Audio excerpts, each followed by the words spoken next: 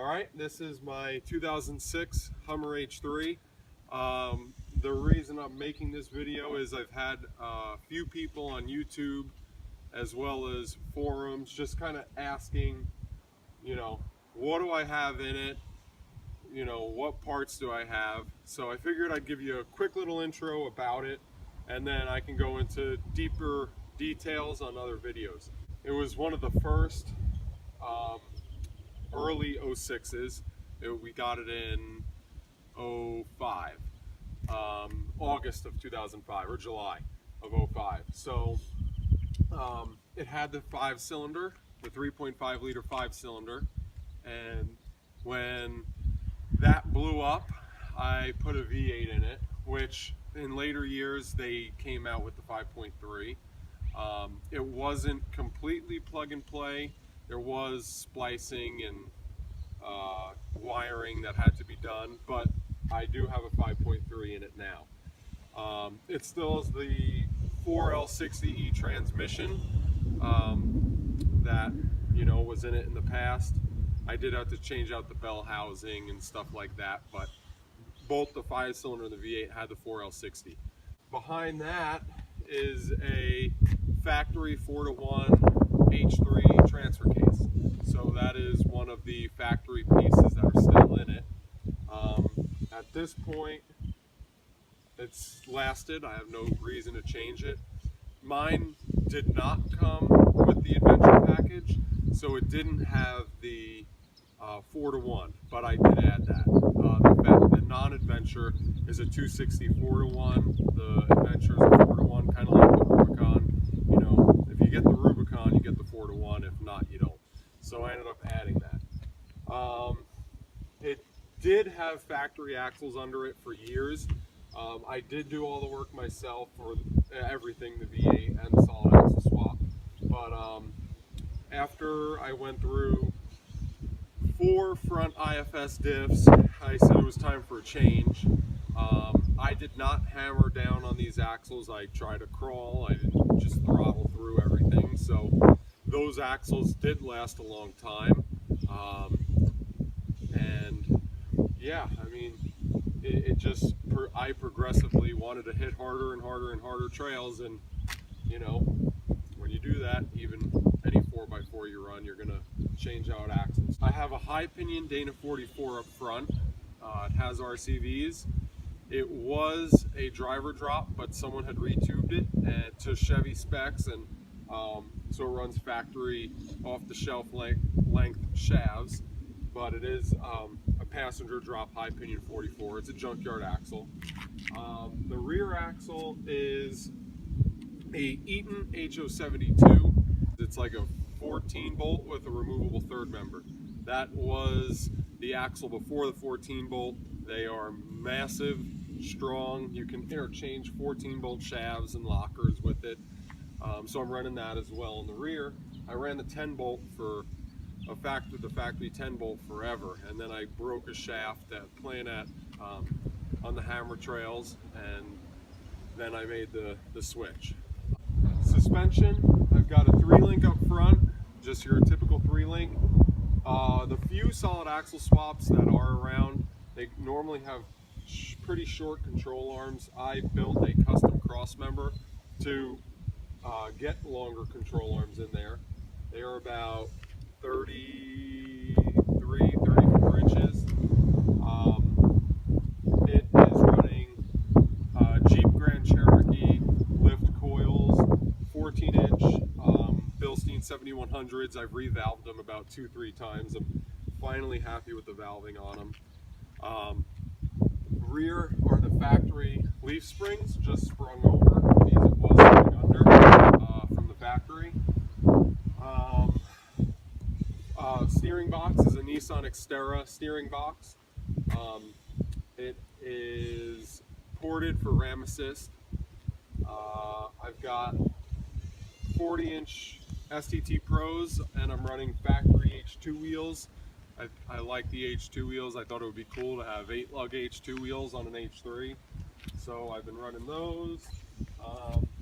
Rocky Road sliders, I've had these since the beginning. They've held up well. They're bent now, so I actually had, they have a, you bend them, we replace them warranty, so I just got a new set. I'm going to gusset them and strengthen them up so they don't bend. I've got a Thor Parts bumper, just the base, and then a buddy and we built this brush guard. It's held up well. I've hit it numerous times. Smitty built, 12,000 pound winch. What else? Oh, if you come around here, I've got a rear bumper slash armor.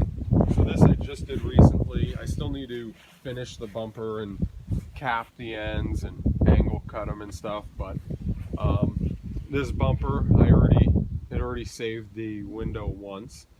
Her name is Squeaky, like the license plate. It's been hammered on and ripped, so I just have it zip tied up here. But its name is Squeaky because it's pretty squeaky, or you know, not as much anymore, but it was squeaky and everyone just started calling it Squeaky. It's got a Gobi roof rack. I love the roof rack, it's great. When we go on the Rubicon or Doozy, or we're driving out to Moab, you know, we load up all our stuff. So, you know, I'm pretty happy with it. It's an oddball kind of rig. I like that.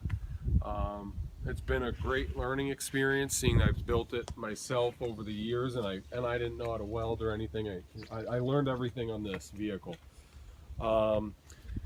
So in the future, I will probably get rid of the Dana 44 and build a Dana 70 front end. Dana 60s are so expensive. I bought a rear 70 for free.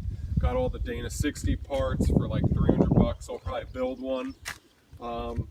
Some other cool little parts that I have on here are, I have tone rings pressed on each of the old school junkyard hubs, mounted the sensors so ABS works.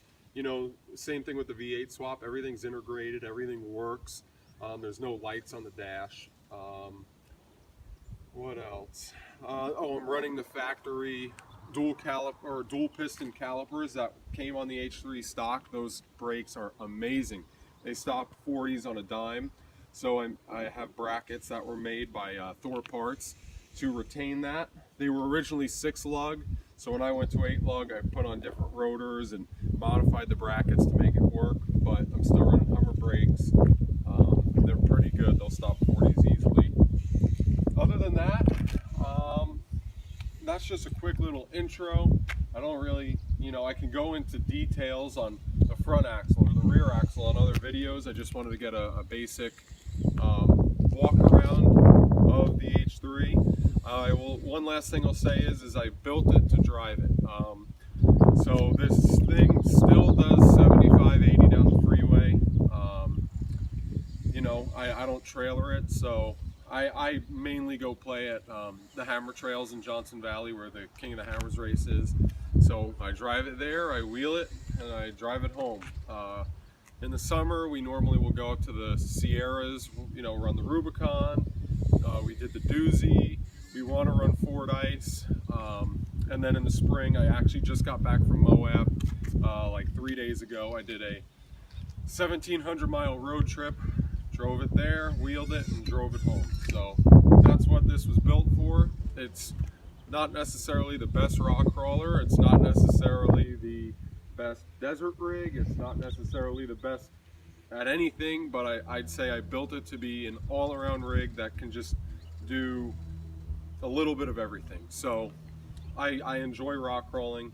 That's probably what I do the most, but you know, from hauling hay on the roof rack and to going to the grocery store, to rock crawling, to desert dirt roads, and I just tried to make it do a little bit of everything. So that's about it, and I will definitely have other videos in the future, and we can touch base, okay, just on the solid axle swap, or the V8 swap, or my rear axle swap. But yeah, so thanks for watching, and if you have any questions, ask away, and I can definitely